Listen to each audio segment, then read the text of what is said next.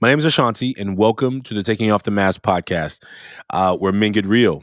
And this episode, today is Education Monthly. As you know, in our normal episodes, we are talking about these masks we wear, the front of the mask, the back of the mask. We invite you to make masks at millionmask.org, but today's episode is special. Education Monthly, which is what we just recently started with our friend Donovan Hall, Donald Friend, is Donovan will be back next month. Today's episode is special because we took some of our young men to an education conference at South by Southwest. That was in Austin, Texas. And we had a live taping of the podcast. Our two young men you've heard on episodes before, Wenceslao, the youth host of our podcast, and Johnathan, who's been on an episode, probably maybe one or two episodes of the podcast, were on stage with me and Ryan, our engineer and videographer, to talk about masks. The podcast title at South by Southwest was "What's Up with Young Men." What's up with young men? And maybe, as you know, if you look at the data facing our schools, our young men are something's up.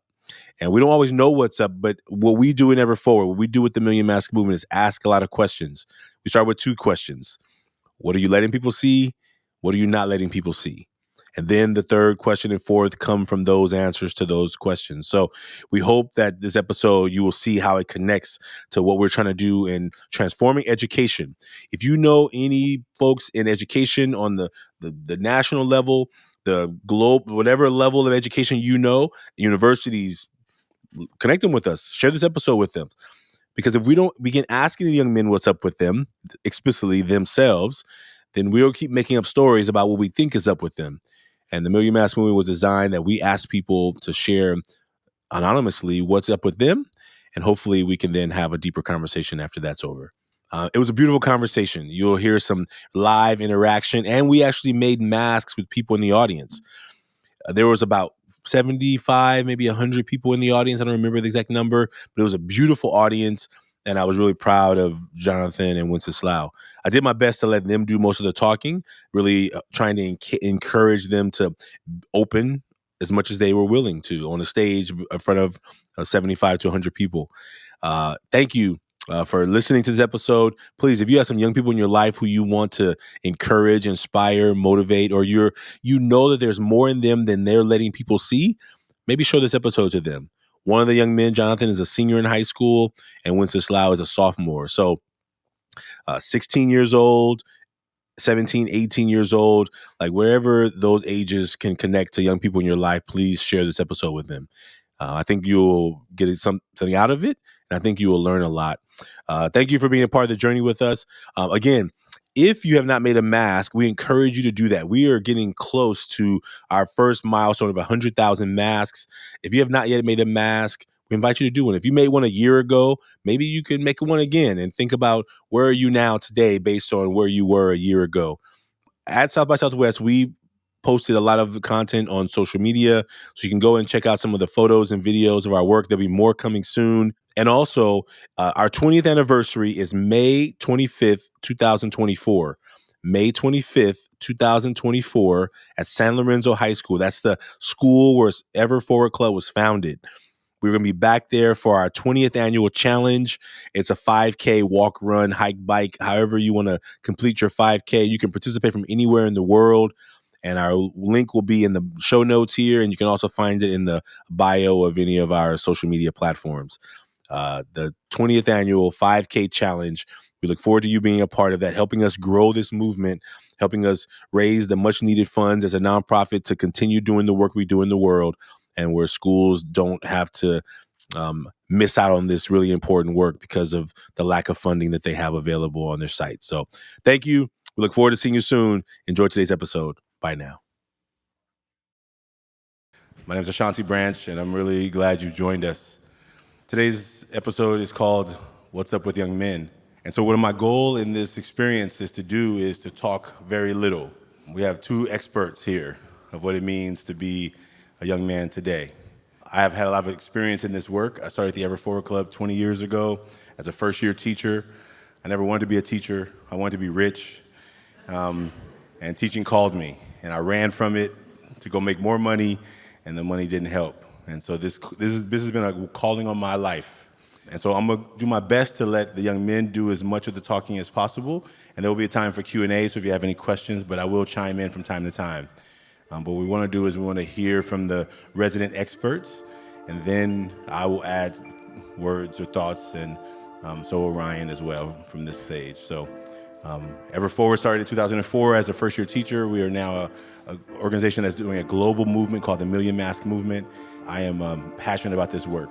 Hammer Production. The reason why I started this work is because I was a young man who didn't have a role model. My mom was raising me by herself. I did the best she could, but she didn't know what it meant to be a man. When that guy at the park told me to give him my bike or he was gonna beat me up, I gave it to him because my mom taught me to be smart. And then when I got home with no bike, she was like, you better go back and get that bike. And I was like, you never taught me how to fight. You didn't teach me how to protect myself. You taught me to be smart. You taught me how to cook and clean. You taught me how to wash walls, how to dust. The guy at the park didn't care I knew all that stuff. And so those things that my mom did the best she could, she just couldn't prepare me for the world of being a man in this body, in this world. So that's me. I'm Ashanti Branch, and I'm going to pass the mic, and the young men, oh, actually they have mics, so they will introduce themselves. Thank you for being here.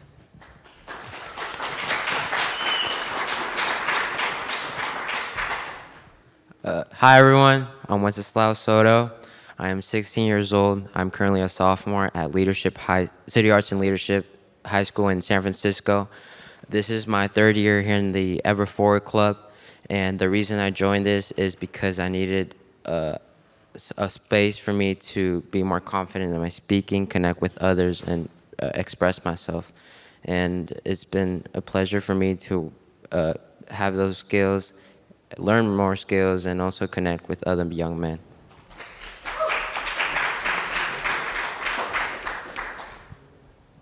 Hi everybody, my name is Johnathan. I'm a senior. I don't go to regular school anymore. I'm an independent study at Sojourner Truth. I joined Ever Forward Club when Ashanti came to my school.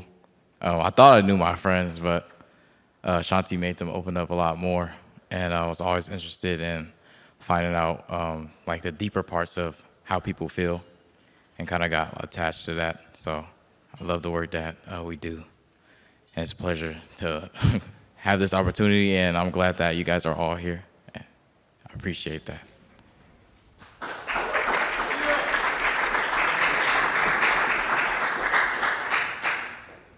Hi everyone, my name's Ryan Louie, and I'm a filmmaker based in Oakland, California.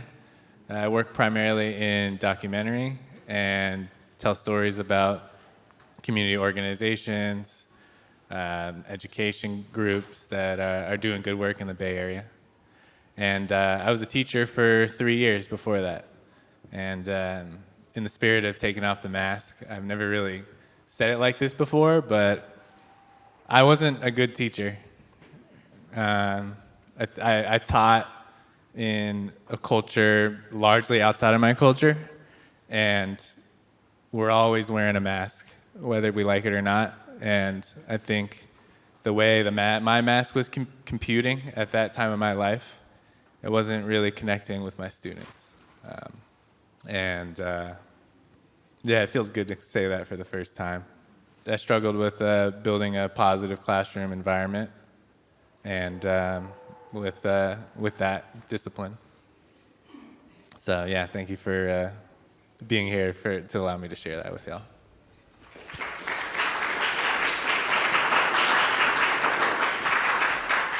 And I'll also be helping facilitate this discussion and kind of throw in Wenceslao and Johnathan some questions.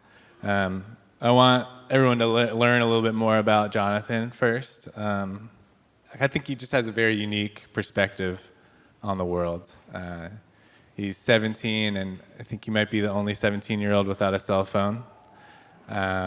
He's, no better way. No, there's no other way to put it. But he's had a pretty tough high school experience. Been to 2 different high schools, and I think the lens that he's been offered to see the world, it's a very interesting lens as far as what he's seen with young men in all the different settings he's lived in and been in. So I'd love to throw it to Johnathan. Based on all that, what's up with young men? I would say having a cell phone, yes, it has a lot of benefits. Yeah, knowledge is very obtainable and very easy to access, but it can be unhealthy. Like people avoid awkward conversations or use it to pass the time. And when you don't have that option just to look down into your phone to avoid something, you have to adapt and figure out ways to, move around the conversation and let people know, hey, I don't want to talk to you right now, or I don't want this job, or I don't want to do this. I feel like that's a very hard thing to do, especially when you don't want to hurt other people's feelings or you don't want to ruin your own reputation. So just adapting to that was pretty difficult. I would say not having a phone at all is pretty difficult, especially in high school, because everybody is on their phone. Yeah, people talk to each other, but they talk to each other a lot on the phone. So I have to find my own way to talking to people. It's a struggle. It's a struggle, but Yeah, and I would love to hear more about like Fremont High versus Oakland High and what you saw in the young men between the two high schools. I would say Fremont High. I was not around the right people at Fremont High, mainly because I wanted to fit in, and it was easier fitting in with those type of people. They were more accepting of how, well, the decisions I made. They were more accepting of me, so I kind of fell in love with them within them. So I started following people who are not a good influence on me. And I would say the difference between Oakland High and Fremont is Oakland High is very different. There's a different type of people at Oakland High. So I didn't have a bad influence. I kind of was more comfortable with being myself. Well, how would you say the Oakland High students were different? In what ways? They carried themselves differently than the students at Fremont High, definitely. So Jonathan, this is called taking off the mask. So I told them when we were preparing, I said, listen, no one's gonna tell you what to say. You say whatever you want to say, but the invitation is that we are getting as real as we can. Like, not only have you been at 2 schools, you've been at 3 high schools, right? Yeah? Right. Yeah. Well, I'm gonna invite you just for this last part with your piece. Would you share how you personally, because right now you're doing really great and you're in your philosopher mode, right? So I love you. So I want you to come out of philosopher Johnathan, and let them meet Johnathan. When you don't have a phone, you are disadvantaged socially. And it does hurt a lot, especially when you feel like you're in a room full of people, but you're by yourself. That's my experience with that. It kind of diminishes the value of experiences too, because I could be having fun, but then I'd be like, hold on. It just don't feel the same. So, that kind of hurt when you have a disadvantage and everybody else is thriving around you. And I felt that at all 3 high schools.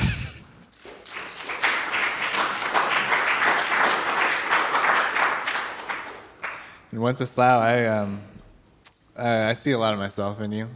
I was a quiet kid growing up. I think maybe that's why I got into filmmaking too, kind of being that third party in the room, taking everything around in front of you in.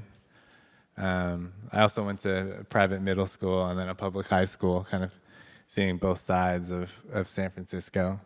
And I think I was parented in a similar way as far as what I was pushed to do, what I thought I was supposed to do, and going down a certain career path when maybe there was something telling me to do something else deep down inside that I wasn't listening to.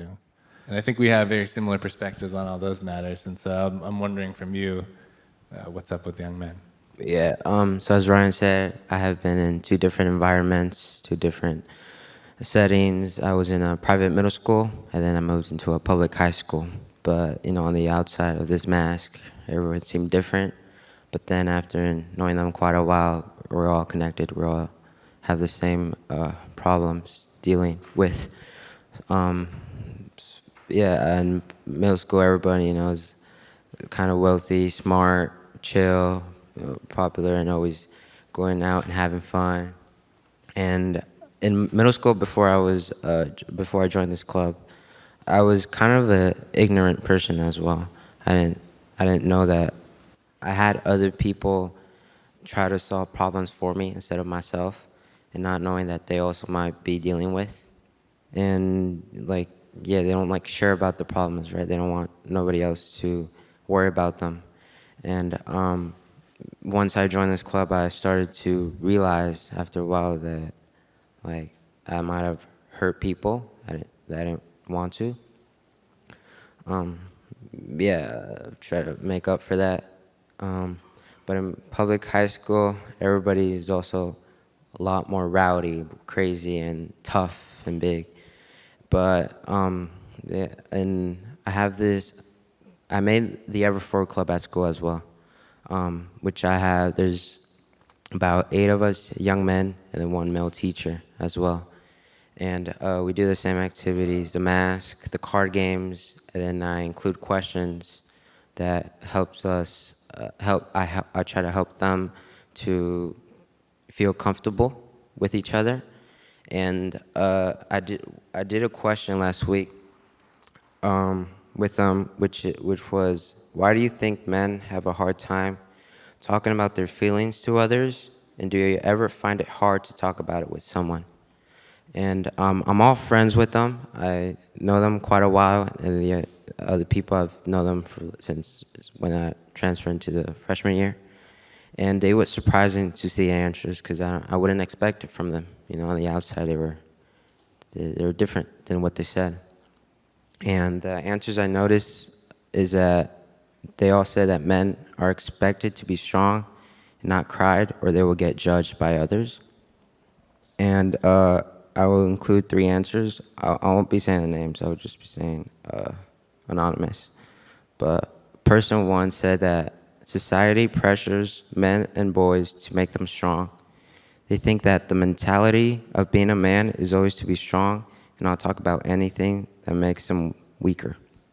Person 2 said they'd rather keep it to themselves, or they wouldn't talk to people they trusted because they wouldn't want them to be worried. I believe I do. I don't usually want to talk about it, and I don't want people to be worried about me. And person 3 said, I feel like I have a hard time talking about my feelings because society, people, or friends all have a perspective towards myself, and I don't want to change their view of me. And I am proud to have the privilege to create a space for them to talk about this and feel comfortable, and knowing that there's space for them to open up.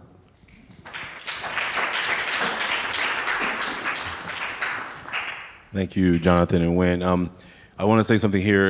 As a teacher, as an educator, I started teaching in 2004. That's when the Ever Forward Club was started. And I taught for 10 years. I was administrator for 3, and now I've been running the Ever Forward Club since. And so when Jonathan's story resonates in a lot of ways, because when I first started teaching, everyone didn't have a cell phone. No one had a cell phone. I mean, most teachers didn't even. So 2004, this is before Facebook, this is before Twitter, this is before, you know what I'm saying? Like 2004, if you remember it. And what I remember was that students had to communicate. When we went on a road trip, we had to talk in the car. We had to, some people were more quiet than not, but talking was around them the whole time. There was very few of them, maybe they had a iPod or something like that, but no one was just locked into another world. Like they were in a van with 20 people, 15 people, and yet no one was still in the room. They were all somewhere else. And what I get to see today, and Jonathan it happens, I saw as a teacher these young men in my class who were smart, brilliant, but at that school that I was teaching at, smart wasn't cool. So they acted the way that school would let them feel the way they wanted to feel. And what I see today, and it happens with Jonathan sometimes, he and I talk about it, I'm like, what's going on? He's like, nothing. I'm like, well, you should tell your face that nothing's going on, because your face is telling me that something's going on. See, 20 years ago, I could see it on their faces. Now they can numb out. So they're always like smiling and laughing at something that entertains them. So you're like, oh, they look happy. They look like they're doing fine. But what's happening is they're just finding something to numb themselves. It's dopamine. It's a drug. It's a drug that I can keep myself entertained and happy all the time. And then what happens when the power goes out? What happens when my battery's dead? Then I'm like walking around like a zombie because I don't know what to do. And what we're trying to do with the young men in our work is how do we give them space to be seen, understood, heard? And that takes work. And so I'm really proud of them for being here. And I just wanted to add that little perspective for educators because we're seeing young men experience the world differently. Now in California, where we live, marijuana is legalized. So a lot of the young men are coming to school numb, literally. I know young men who got to like smoke to wake up and smoke to eat lunch and smoke to go to bed. I'm like, you are an addict. Like, I'm not gonna like say it nicely. Like, there's no nicer way to say it. You have an addiction right now. You can't operate without this substance in your body. That's not gonna serve you well. It may be serving you to survive right now, but it's not gonna serve you long term. And so the work is how we have healthy conversation with them out of love, because I care about them. And so by caring about them, it means I'm going to tell you the truth, even sometimes when it makes you mad, you know. So I'll stop there. I'll pass it back to Ryan. Yeah. You made me think about just like I've been blown away by the media literacy of young people these days when they're constantly consuming things online, on TikTok and all that.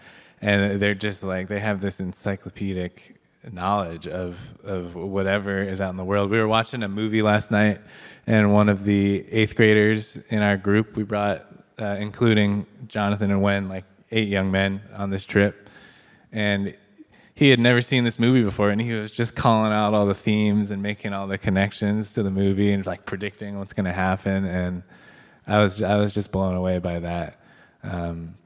And I think the flip side to that is like, when I like go and shoot and work in outings with the Ever Forward Club, it's really hard for me to lead certain students because they're kind of like, they have all this information in their head and they're kind of like jujitsu black belts with like everything I'm trying to get done with them, along with the attention spans.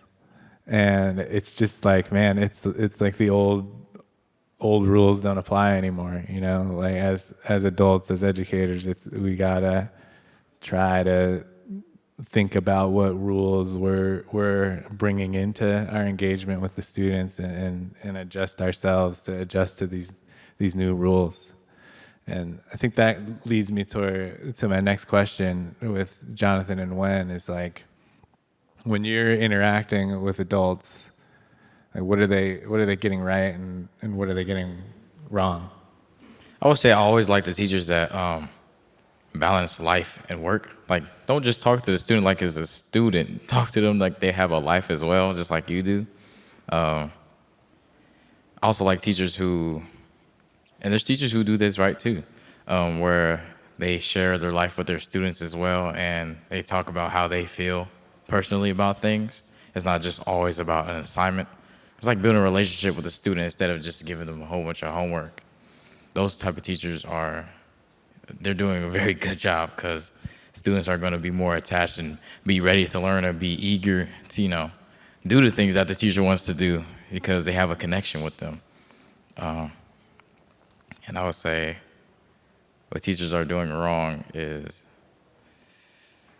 that's a good one, because of course everybody doesn't like homework, but I feel like when the teacher's just dead and doesn't have a life or hides their life away from their students, it makes the students feel like I can never connect with my teacher. They're just here to give me work. So it becomes boring. Yeah. How about you, Wen? For me, I think that, as Jonathan said, is having a good connection with students. You know, not just being a teacher, but also being a guide, being a friend to them. And for me, if I have a good relationship with the teacher, good connection with them, I feel more comfortable. And when they're also, the main thing for me that helps me the most is when they mostly check in with me. No matter if it's like academic, like how I'm doing all my work, but also like personal. how I'm doing, and like, but my interest and passion, that helps me the most, and like, helps me a lot during class, and like, being more comfortable in asking any questions that I got, but also being understanding of them, like not putting too much pressure on them from work. For example, if somebody might have a problem at home that kind of makes it complicated for them to finish an assignment during time, I think it helps also being understanding of what the problem at home is, and either helping them getting through it, or also what's it called, making them not putting too much pressure on them, and having something finished by due date, but also have to, multitasking. It can be hard for many people. It's hard for me, and as well. Yeah, I want to throw it over to Ashanti and hear your perspective on what adults might be getting wrong or right, and then if we have time, John and Wen, give you a little bit more space if you have any more specific moments in your life where you saw that happening in home or in the school. So I taught for 10 years and then became administrator, and now work on the outside of schools. We have a club at one of our middle schools. So I have one young man in middle school, 7th grade, brilliant young man, brilliant, like hard worker. 6th grade, his math skills were through the roof. They had to put him in like a 8th grade math class. So all of his peers also know that he's brilliant, right? He came back 7th grade year. He realized that there was some kind of, I don't know how he narrates it. I'm gonna just say it from the outside, I'm a teacher perspective. He's fallen apart. That's what I could just say. Like, you watch him, you watch his behavior, you watch his attitude. He's not the same young man. Same young man, same body, hasn't had a growth spurt yet, but he is acting out in very erratic ways. Like he wants to do a stare down with me. Now, he's like 4 foot, he weighs 12 pounds. Like, and so what he's learned is that if I can like take out the biggest person in the room, I'm gonna get points with my friends. Now, I know that behavior because I used to be that kid. And I was good at it, and I was also the same size at 12 years old. So I could do it, really. He can't do it. So he's trying to stare me down, and I'm like, and so let me I'll say one thing, just so you know, mask off. Like, I'm still that 12-year-old, you know what I'm saying? Super petty, very immature. Like, I'm gonna win, right? Like, so I'm saying I'm not gonna let you, so he does this little stare down in the meeting, and I'll ask myself, 12-year-old, what you feel today? And sometimes we want to have a battle with him, so we battle. The reason I named that story is his academics are not showing up, but his peers know, wait, how did you go from being the top of the class last year to being this kid this year? Well, he's still the same person, but he's tried to figure, what am I going to do socially to get me more points? Because this smart thing wasn't getting me any credit. So he has begun talking really mean to others, like being really disrespectful, like a lot of behaviors that are just like, what's happening? And what I see happening with a lot of his teachers, they're just buying into it. So they're starting to say mean things to him. And in their mind, they think they're trying to toughen him because they're going to say mean things to him, it's going to pull him out. But I asked them last week to write a letter to themselves. Like, what do you say to yourself? What words do you say to yourself? And the letter that he wrote will break your heart. You're stupid, you're skinny, you need a glow up. There's some middle school language, like I don't know what that means, right? You no muscles, dumb ass. Like, he ridiculed himself so horrifically in what he wrote that he says to himself, which makes perfect sense then how you can act in a certain way because you need people to prove that that's how you are. If that's what you say about yourself, then why are these people thinking I'm so nice? Why are these people saying good things about me? Well, it doesn't match how I feel about myself. So I need to prove to them that I'm a bad kid, I'm dumb, I'm not smart. And that's what I see happening over and over again. You see a kid who doesn't care about his education, could care less about school, is disrespectful and rude, and I see a young man who has been feeling that thing about himself. And our job is to help them help find enough confidence, trust with them that they can help us see a little bit more how they see themselves, so we can help say, and there's more. You may think you're skinny, and there's more. You may think that you're not smart, and there's more. Like, don't get stuck in these negative messages about yourself. And that's what we're trying to do in our work, is really find where you are, understand that, accept that, and then say, how can we help you see more of you? How can I help you see what I see in you? And help you buy a little bit of that while you help transform how you see yourself. Because I can tell you, Ashanti is Ashanti's meanest friend. The way I talk to myself, I would never have anybody in my life who talks to me the way I talk to me. I don't know how you talk to you or you talk to yourself, but when Ashanti is talking about Ashanti, I'm so mean to myself. Like, it's something I'm working on. Like, it's my 12-year-old looking in the mirror saying mean things to myself. And I say it still today. And so when I talk to these young men, I don't talk from a place that I've read some books. Like, I know what it's like to not like yourself. Yeah. And I think there's a point that you were getting at is that there are two different sets of rules in school. There are those social rules laid out by the students, and then there are the rules that adults are laying out for them. And there's this huge gap between the two. It's like, and they are so sophisticated. Like that student you're describing is so sophisticated with the social rules, the rules to climb the social ladder. And that's just more engaging for them. And it's also informed, like I was saying, by all the content they're consuming and how sophisticated they're getting at expressing themselves in that social situation. And I think just the rules of the adults are just so antiquated compared to this second world inside of a school. Yeah, I think before we get interactive with y'all, I wanted to give Johnathan and Wen one more chance to share anything else they wanted to say about adults. Every adult is different, right? They all got their own ways, and I think that adults reflect on how also they grew up. Like if an adult grew up with like an abusive household trauma, right? There's two paths, I believe there's two paths, right? They either reflect that as well into their own family, or they have that past trauma scars, but they try to protect it and try to avoid it for their children as well.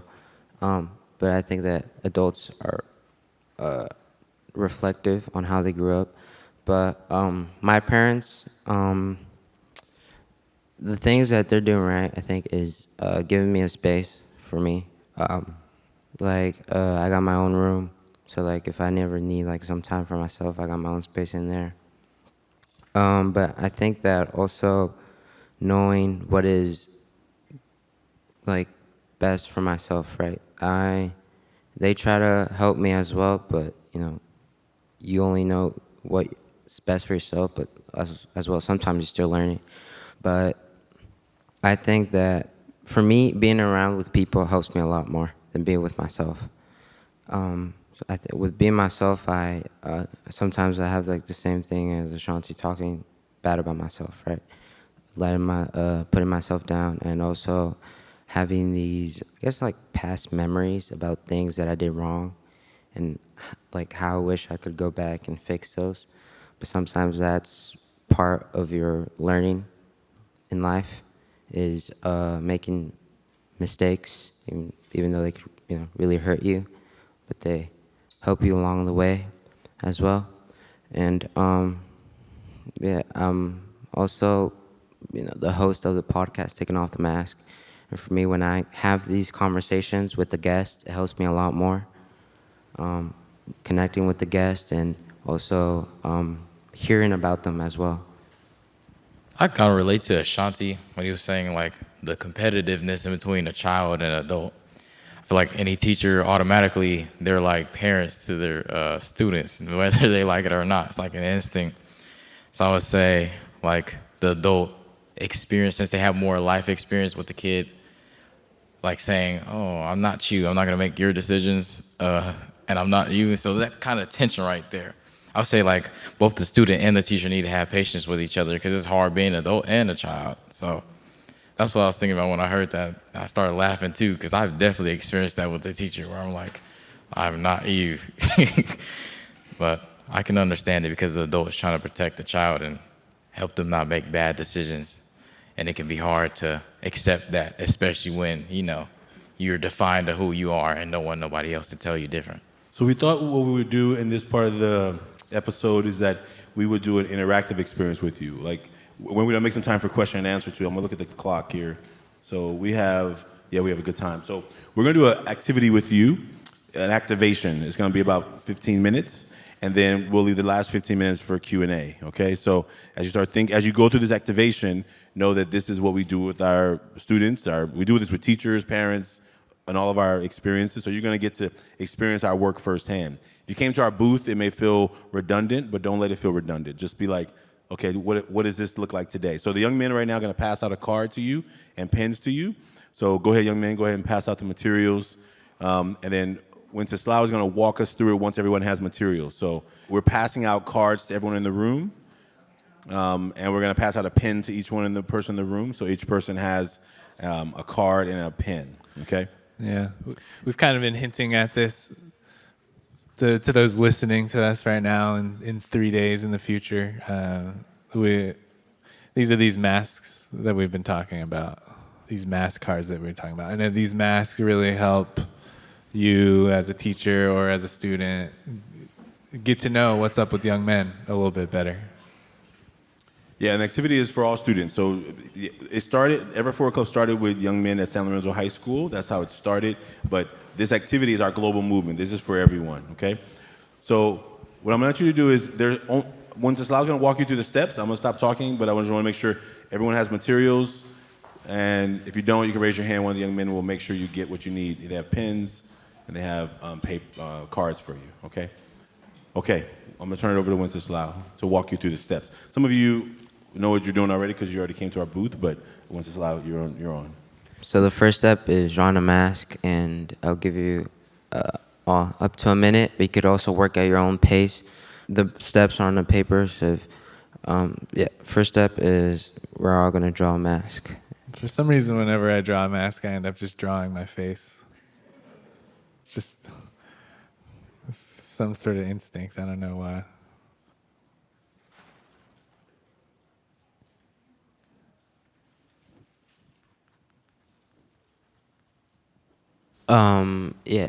Once you're finished with your mask, you could write 3 qualities that you let people see, right? 3 characteristics, 3 emotions that you show, others might know you as. Again, step 2 is writing 3 qualities about yourself that you let people see. Yeah, it's interesting because we've done it many times too, like in the moment. Like, what mask am I wearing on this podcast right now? And those 3 words are on the left side, which is where it says front of mask. The front of mask are the things that we gladly let people see about us. It could be a word or a phrase, but 3 words. The back of the mask for step 3 is writing 3 qualities that you don't let people see. The back is actually maybe things you just don't usually let people see. It may be things that maybe you want to talk about, but you haven't found that circle of group to talk about it yet. And this is anonymous, so no one's going to know it's yours. But the back of the mask, 3 things that you don't talk much, maybe you just don't talk much about it. Whatever you feel comfortable putting on the card.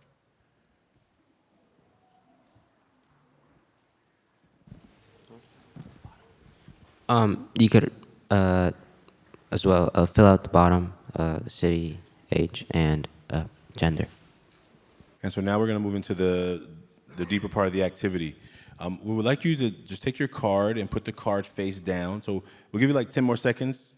We are rushing you. We're doing like teachers do, right?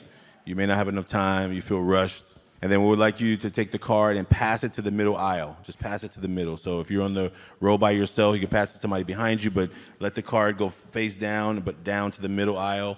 And a group of young men will come down to the middle aisle to collect all those cards.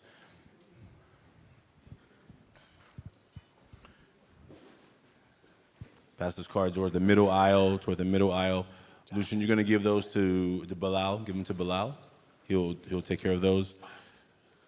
So Bilal and DeMarco will, you'll see them. So wherever you are right now, just trust it. Just trust it. Don't. It's a perfect level of finishedness right now, because I want to make sure you have time for Q&A at the end. So for folks who are listening, what was happening is all of the young men went around and passed out the cards. Now they're going to collect the cards. Now, some adults are resilient and they're resistant. Some of the adults are giving them the side eye. Just imagine a teacher giving a teenager a side eye. You know what it looks like, right?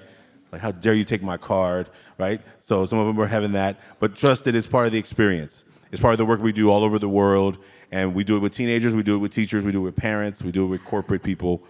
And so what's happening right now, Bilal has all the cards. Bilal, will you start mixing them up? So everyone can watch Bilal. No magic is happening here, but we do need 5 volunteers. So we need 5 volunteers. So if you're a volunteer, you can just self-volunteer yourself. Just come on toward the aisle. You can walk around, however is easier. So we need 5 volunteers to come to the aisle to meet Bilal at the mic. So if you want to be a volunteer, you are a volunteer. So go to see Bilal. We need 5 of you. So Bilal has mixed all the cards up. And great. No, keep coming. The 5 is random. 5 is random. Great. Thank you. And so now Bilal will spread the cards out in his hand, and he will let you pick a card. So pick a card from anywhere in the deck. Just don't make the deck fall, please. We want to really protect the cards. And so, audience, go ahead, Bilal. Everyone pick a card. Let everyone pick one. So those who are watching or listening, or they're not watching but listening, where there's 6 people who have volunteered, and they are picking a card from the deck that has been collected from the whole room. And so what we're going to do with the volunteers, everyone in the room, just kind of like know where you're feeling. Just name it. Just name it for yourself. Like, okay, this is what I'm feeling right now. Just take a breath. Name what you're feeling. Like find a word for it. Now, first person who is going to come to the mic, we're going to invite them to read 1 word from the front and 1 word from the back of the mask. So, sir, will you come forward? Just state your name. My name is, and then the left side, you can call it the front of the mask, and then 1 word from the back of the mask. My name is Roscoe McCormick. Decisiveness and angry. My name is Jaquetta Dantzler. Confident and past trauma. My name is Guyton. Dependability and a loner. My name is Doug Cost. Heartful, don't want to talk. My name is Robin Phillips. Optimistic, harsh on myself. I'm Cecilia, and serious, and on the back, silly. Can everyone take a breath?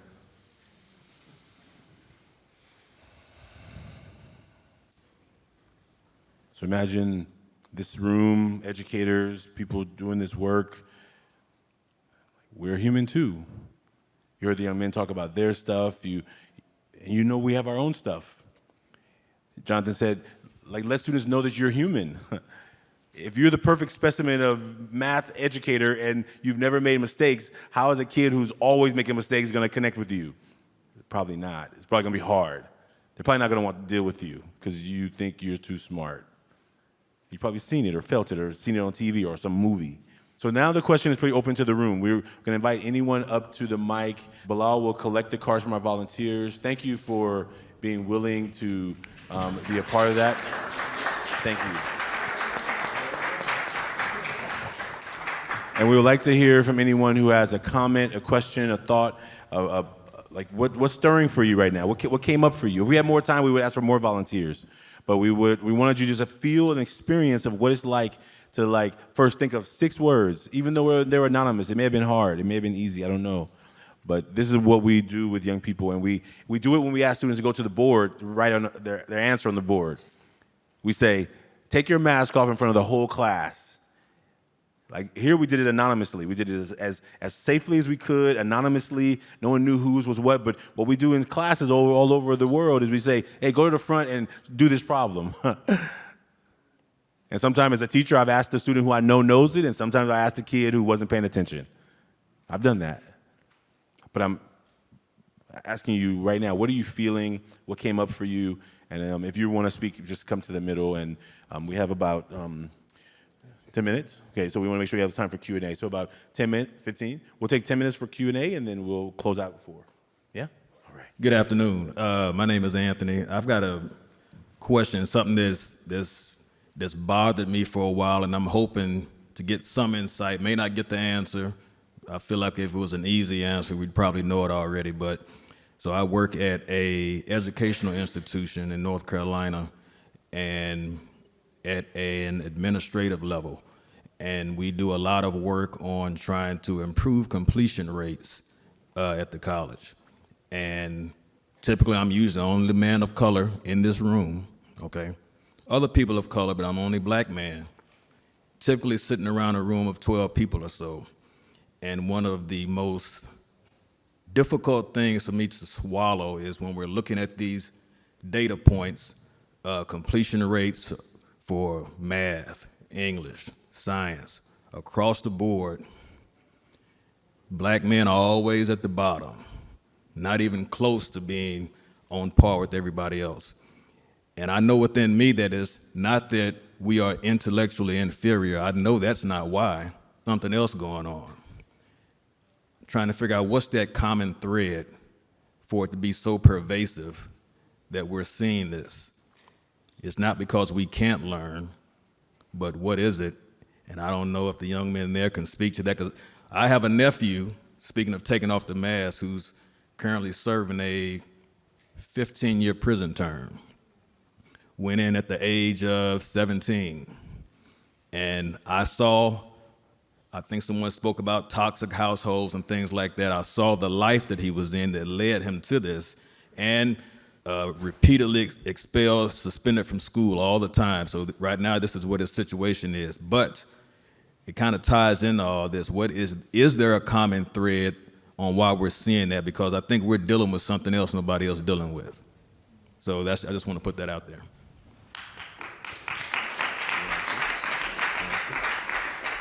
You want to answer? Okay. For the college level, so we do this work on all levels. So what I would invite your team who's collecting this data is I would invite them to bring this tool to those young men. Bring it to all the students, but definitely you can bring them in work groups, and you can say, hey, we're willing to anonymously to fill out this card. We want to get 3 words. What I think often happens is the data tells us numbers, but it doesn't tell us heart. And so when we know that they are capable, that's why the Ever Forward Club started. I was a first-year teacher, and I really appreciate Ryan. I was failing as a teacher. Like, I left an engineering career to become a teacher, and I was failing as a teacher. And I was like, look, I'm gonna go back and make money. If I don't figure, I'm not gonna be broke and a failure. Like, you know what I'm saying? I signed up to be broke, but I didn't sign up to be a failure too. And I asked those young men, what am I missing as a teacher? And I realized that it wasn't the math. It wasn't that they couldn't do it. It was that smart at that school wasn't cool. I want to be cool, so I can't be your friend, Mr. Branch. I know you're a nice guy, but I can't be your friend because that ain't gonna work with my peers. And I had students would rather have a fight with me physically than to let me tell them how smart they were in front of the whole class. And so I would invite you all to, like, we made this tool simple, but not easy necessarily. But if you can get some of those young men together, ask them to fill out this card, I think a lot will come to the surface in terms of just what you're missing. Because here's what you see on the outside, but there's so much more that you're missing. That's my thought about how this tool, we designed this tool to be useful for all levels. Yeah, like just as sophisticated, but engaging in different rules. You know, that's something that has been sitting with me. Hi again. So my question is to the young men specifically. When we're talking about futures, I know a lot of conversations start with like, well, where do you want to go to college? And that's usually like in 11th grade, and that might be, in my opinion, I think that's too late. So I'm questioning, when should we start having a conversation about your future? And really, what do you want to talk about? And then what questions should we be asking you so that we can help guide you? I would say, like, in high school, freshman, as early as freshman year is, that's fine, as early as freshman year. But the question I would ask is not what you want to do, what makes you happy? Because you don't want to have a job that doesn't make you happy.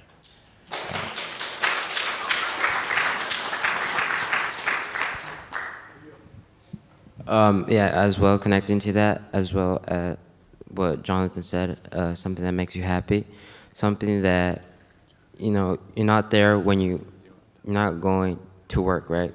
Just but you're going to like have fun. It might be stressful, but it's something that you love, right? And I think it should be around freshman year, just knowing what do you like to do, what are you passionate about, and then just knowing what are things that are connected to that throughout the years as well. Hi there, I'm Becky Ugander. I teach at a fully online school in Colorado. So, Jonathan, this might apply to you since you're independent study. My students' masks are, I don't even see their faces. So, how do I engage that? There are times where I can't communicate at all with them. There's no return phone calls, there's no return text, there's no return phone calls. They're 90% alternative. They sometimes can't attend regular schools. Sometimes they're traveling for sports. Sometimes there's lots of reasons why kids attend our school, and it's asynchronous. So we try different forms of engagement. We have opportunities to come in physically to a building, but we want our kids to be successful, and a lot of them want to be successful. So a lot of them chose it because of the pandemic. A lot of them chose it, well, a lot of them it was chosen for them.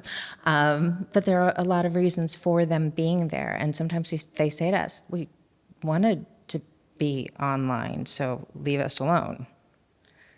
And then they're not successful. Thoughts? I still stand on the idea of teachers building a connection with the students. Like, even if you're talking to black screens, to still do it anyway, because eventually they're gonna start like listening. It's like they can only be mad at you for so long. If you continue to keep being nice to them, they're gonna have no choice but to actually, consider it.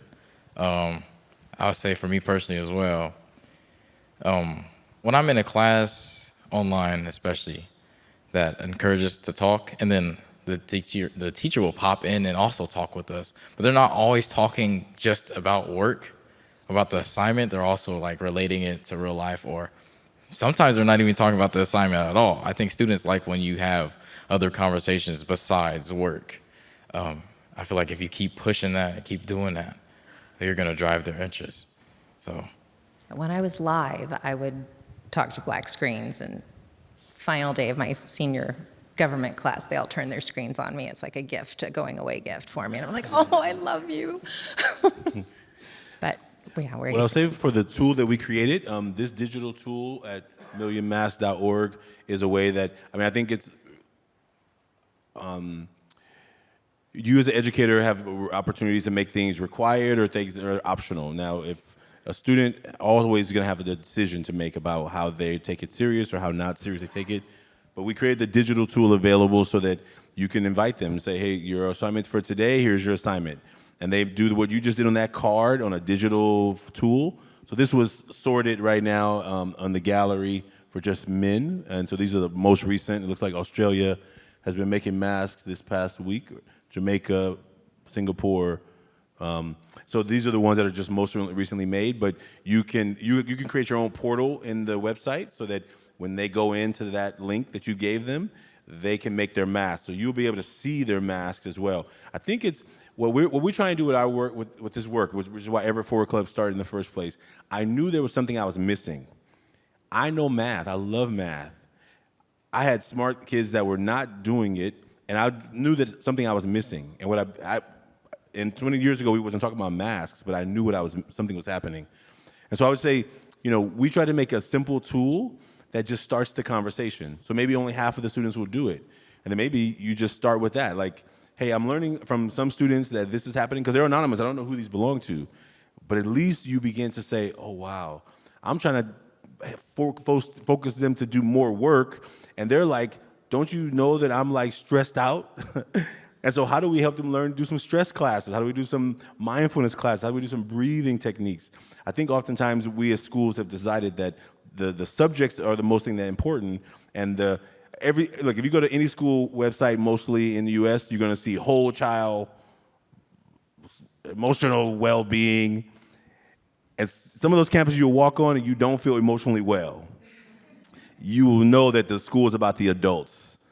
And I think that we have to begin showing the kids that they are the focus. And I don't think it's always easy to do. When we're as educators, sometimes we don't have the power to change things. But that we created this as a tool for the world to be used as a resource. And so we want, if your school, whether you want to do the paper, if you want to do the paper, you reach out to us and we'll figure a way to get you materials. But if you want to do the digital, it's available right now. Yeah. I'll add teachers get on TikTok, and not on like teacher TikTok, but if you have like a nephew or a son or whatever, or you can somehow create your own algorithm that kind of models what your kids are into. Like just get on the pulse, get touched into the culture, get tapped into the culture. And those are just fun conversations you can have with your kids, outside of class. Like Johnathan was talking about, like not talking about school all the time, So you gotta kind of keep doing your like ethnography, your cultural ethnography as a teacher. Just stay in tune. And so since we only have 2 minutes left, we have a couple things we want to tell you before you jet out of here. Our young men have a gift for you, so they will wait in the hallway before you leave to give you a gift. But also, we want to just let the young men say their last parting words with you as we close out. We have 2 minutes, so I'll let Wenceslao go first, and then Johnathan, and then we'll stay around for a little while just if anybody has any direct questions for us. Thank you for being here today. We really appreciate you, and Wenceslao. Yeah, thank you for being here. Just thank you for being here and doing this activity with us and seeing what other people have behind their mask. I appreciate you guys for coming. I enjoyed the questions. I enjoyed your attention to me because when I was speaking, I see a whole bunch of eyes looking at me. It's kind of overwhelming. But I do appreciate it, though. Shows me that you guys care. So I love that. You had a really deep question. I had to slow down. I was like, yeah, that's a loaded question right there. But it's important, though. And I'm glad that you came up to ask that question. I'm glad that you all came up and asked those questions because it's not easy standing up while everybody else is sitting down and walking to the middle with a microphone that's obviously in the middle, so everybody's looking at you. But I do appreciate you guys a lot. Thank you.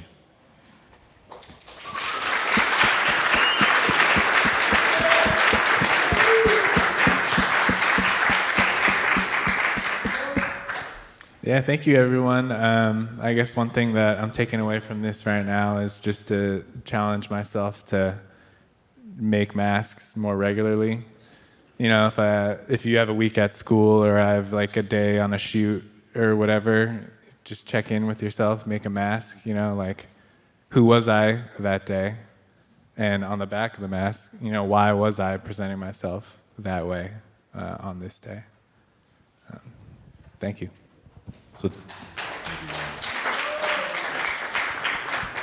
So from the Taking Off the Mask podcast, we want to thank you for being here today. This work is a work of love, and so thank you for feeling the energy to come to the space.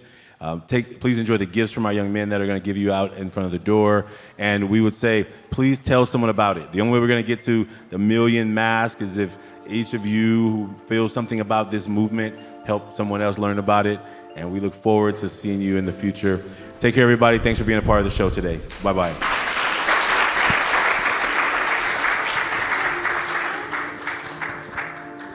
Hammer Production. The Taking Off the Mask podcast is produced by Ryan Louie and graphics by Kelly Wong. Guests are managed by Dan Paloma, and the podcast is edited by Samuel Matingo. We'd like to thank everyone who's been a part of the creation of this podcast, and for every guest that has been a part of the show, you are now a part of the Taking Off the Mask family. The Taking Off the Mask podcast is brought to you by the Ever Forward Club, and if you like what you've heard today, please subscribe, write a 5-star review, and share this with someone. We look forward to having more conversations that matter. And please remember, there is more to you than anybody can see by just looking at you.